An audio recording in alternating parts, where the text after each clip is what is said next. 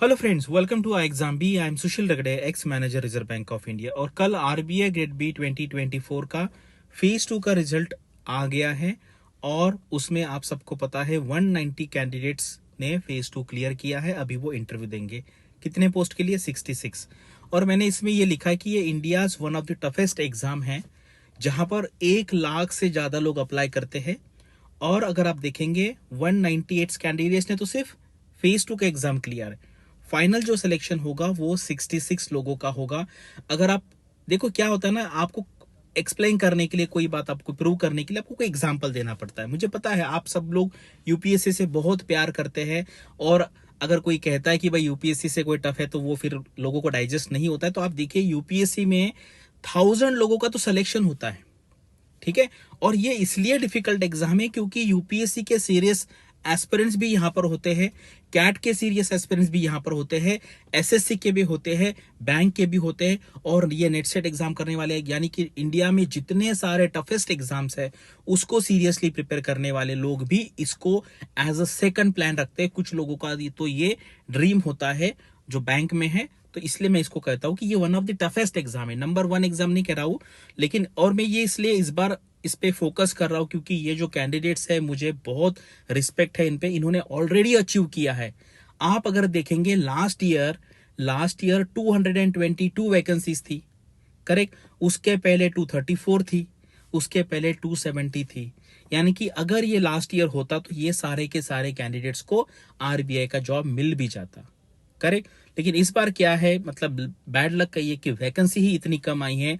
तो जो लोग यहां तक पहुंचे हैं मैं रियली उनको सैल्यूट करना चाहता हूं और ये बहुत कमेंडेबल अचीवमेंट है।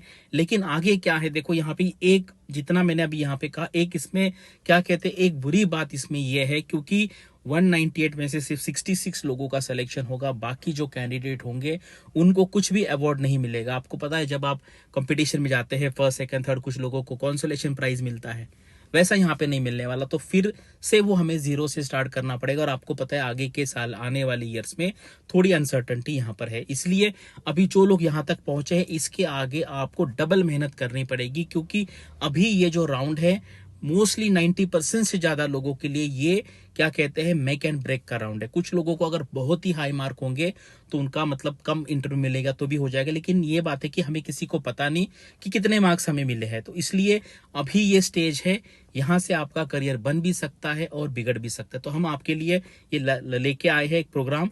और आप सबको पता है मैं एक लौता ऐसा पर्सन हूं या मेंटर हूं जो पिछले 12 साल से गाइड कर रहा हूं।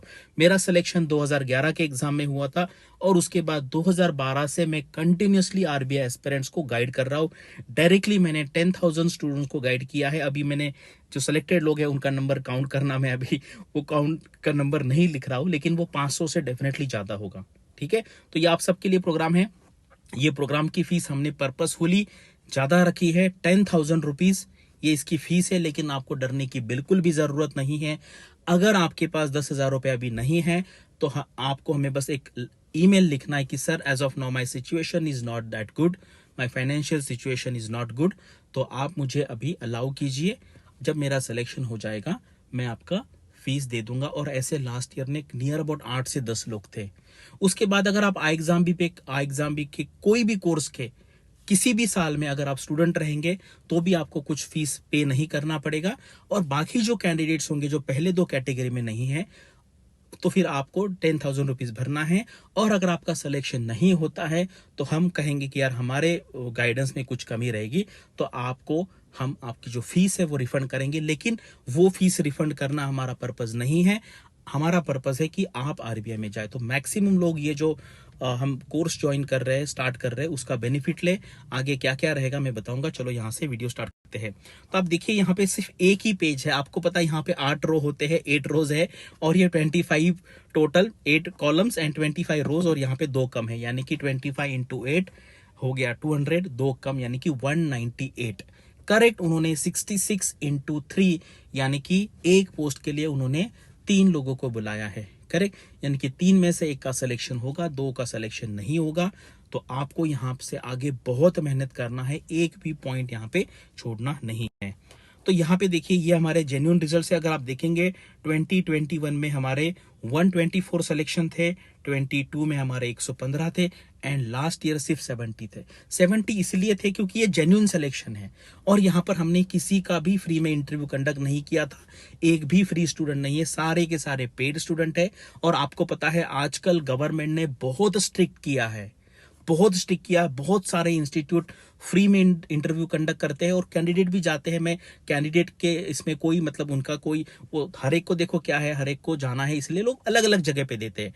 लेकिन ऐसे इंस्टीट्यूट अभी गवर्नमेंट ने क्लियर किया है कि फ्री का अगर स्टूडेंट है, और यहाँ पर गवर्नमेंट ने एक और भी बात कही है कि आपके फैकल्टीज कौन है, उनका आपको क्वालिफिकेशन, उनका बैकग्राउंड, उनका क्रेडेंशियल बताना पड़ेगा। आप ये देखिए, ये जो हम हैं सारे के सारे आरबीआई में इन्होंने काम किया है। डॉक्टर शर्मा सीजीएम रह चुके हैं, रीजनल डायरेक्टर रह चुके हैं, एनएचबी के एग्जीक्यूटिव डायरेक्टर रह चुके हैं। सर अभी आईएम अहमदाबाद में इंग्लिश पढ़ाते हैं, आईएम लखनऊ में पढ़ाते हैं, आईएसबी में पढ़ाते हैं।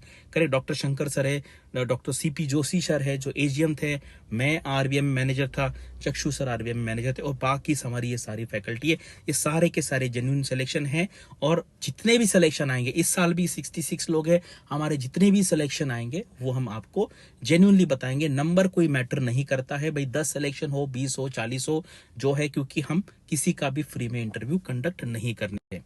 तो ये देखिए आपको क्या क्या मिलेगा। ये सारे पैनलिस्ट है। फीचर्स क्या है, 10 लाइव सेशंस होंगे अलग अलग एरियाज पे। बायोडेटा फॉर्म कैसे भरना है, उसके बाद आपका अटायर कैसे रखना है, कपड़े कैसे पहनने हैं, करेक्ट। उसके बाद सर्कुलर्स क्या पढ़ना, ये सारी चीजें आपको यहाँ पे बताया जाएगा। और मैं पर्सनल यहाँ पे मेरा व्हाट्सएप नंबर आपको दिया जाएगा, कंटिन्यूसली मैं आपको टच में रहूंगा। ऐसा फीचर कोई देता नहीं है कि जहां पे एक बार मॉक इंटरव्यू हो गया चलो, ऐसा नहीं है। काफी सारे क्लासेस होंगे। लास्ट ईयर हमने 10 सेशन कमिट किए थे, लेकिन 10 से ज्यादा बहुत हमने सेशन किए थे। ये सारा फीचर्स है। यहाँ पे आप यहाँ पे कॉल करके पूछ सकते हैं, नीचे कमेंट सेक्शन में लिंक देता हूँ, वहां से भी आप ज्वाइन करते हैं। ठीक है। आप देखो यहाँ पे पर्सनलाइज फीडबैक मिलेगा आपको, 1-on-1 सेशन मिलेंगे मेरे साथ। यानी कि आपको कोई भी डाउट है कि सर यहाँ पे क्या लिखूं, वहां पे क्या लिखूं, बीच में लास्ट टाइम तो कुछ लोगों का ऐसा भी हो गया था कि बायोडेटा फॉर्म भर दिया, उसमें कुछ मिस्टेक थी, अभी क्या करना है। लो अभी ना ये स्टेज पे हम ऐसे स्टेज पे आ गए कि यहाँ पे बहुत डर रहता है कि यार कुछ हो, गड़बड़ ना हो जाए। लेकिन आपको बिल्कुल चिंता नहीं करनी है। मैंने इतने सारे केसेस देखे पिछले 12 साल में, कोई भी ऐसा क्वेश्चन नहीं है आपका कि जिसका आंसर मेरे पास नहीं है। आपको सारे के सारे डाउट्स आपके क्लियर किए जाएंगे और यहाँ पर आपका सिलेक्शन नहीं होता है तो हम आपकी फीस रिफंड करेंगे, लेकिन हम 100% हमारे साइड से ट्राई करेंगे कि भाई उसकी नौबत ना आए। आपको फुल यहाँ पे गाइडेंस हम देंगे। ठीक है। हाउ टू एनरोल, यहाँ पे ईमेल आईडी दिया है, यहाँ पे आपको एनरोल करना है। ठीक है। हॉल टिकट और ये सारा बायोडेटा, सीवीबी सब कुछ यहाँ पे करना है। क्योंकि क्या है ना, लास्ट टू लास्ट ईयर क्या हुआ था, अभी ये मतलब आप भी देखो ना, ऐसा सोचेंगे नहीं आपके ऐसा होगा। 8-10 लोगों ने तो ऐसा ही इंटरव्यू दिया। मैंने कहा बायोडेटा कहाँ है आपका? नहीं सर ऐसे मैंने देखा कि इंटरव्यू कैसे होता है आने के। मैंने कहा यार यहाँ पे हमारे पास टाइम कम है, फैकल्टीज कम है, बच्चों का इंटरव्यू लेना है। करेक्ट। लोग बोल रहे हैं हमारा जल्दी करो, बहुत सारा प्रॉब्लम आता है शेड्यूलिंग में। और कुछ लोग प्रैक्टिस के लिए इंटरव्यू दे रहे हैं। अगर आपको प्रैक्टिस के लिए देना तो आप वैसा लिखिए, हम बाद में कंडक्ट करेंगे। लेकिन अभी ये जो कैंडिडेट्स है इनका प्रायोरिटी लेना पे कंडक्ट करना जरूरी है। इसलिए आपको आपका फेज 1 फेज 2 का ये और ये सारा रिजल्ट का बताना पड़ेगा, क्योंकि आपका जेन्युइन सिलेक्शन हुआ ये हमें पता चले, इसलिए ये सारी चीजें हमें चाहिए। करेक्ट। न्यूज़र जो भी है यहाँ पे आप कर सकते हैं, आपको भी ये सारा सेंड करना है। और अगर आप फीस पे नहीं कर सकते, आपकी फाइनेंशियल सिचुएशन अच्छी नहीं है, तो आप लेटर लिखिए। ये हमारा करने का पर्पस ये है कि भाई कोई भी ऐसा कैंडिडेट हो, कोई भी रीजन की वजह से आपको गाइडेंस ना मिले, ऐसे ना हो। इसलिए हम सारे ऑप्शंस यहाँ पे हम आपको दे रहे हैं। हमारा एग्जिस्टिंग स्टूडेंट है, प्रीवियस स्टूडेंट है, तो कोई फीस नहीं लगेगी। अगर आपके पास पे कर सकते हैं तो आप पे करें, अभी नहीं सिलेक्शन होगा तो रिफंड मिलेगा। और जिनकी अभी कैपेसिटी नहीं है, जब आपका सिलेक्शन होगा तब आप फीस दे देना। ठीक है। तो आपकी सारी फैसिलिटीज हमने यहाँ पे लाई है और आपको बेस्ट गाइडेंस मिलेगा। आप सब लोग मुझे जानते हैं, कोई भी क्वेरी है आपको, आपकी सारी क्वेरीज आंसर की जाएगी। कितने भी हाइपोथेटिकल क्वेश्चन हो आपको उसका आंसर दिया जाएगा। और मैं खुद आरबीआई में काम कर चुका हूँ, सीपी सर काम कर चुके हैं। तो आपको जॉब के बारे में भी किस टाइप के कैंडिडेट चाहिए, आपको पता है मैं आरबीआई ग्रेड बी इंटरव्यू का 2014 में खुद पार्ट था। I was a liaisoning officer. और वो जो सर्विस बोर्ड के मेंबर है, आपको पता है 3 मेंबर होते हैं, एक चेयरमैन एंड 2 मेंबर, मैं उनके साथ में रह चुका हूँ। किस टाइप के कैंडिडेट चाहिए ये मुझे काफी अच्छे तरीके से पता है। और जो प्रीवियस सिलेक्शन है उसके बेसिस पे भी काफी अच्छे आइडिया मुझे आ चुके हैं। तो जो यहाँ पे जिनका सिलेक्शन हुआ है इंटरव्यू के लिए, वो यहाँ पे अप्लाई करिए। और आपको यहाँ पे कोई भी दिक्कत आती है तो जो नंबर दिया है उसके ऊपर आप कॉल कर सकते हैं। Thanks for watching this video and all the best for your studies and upcoming examinations.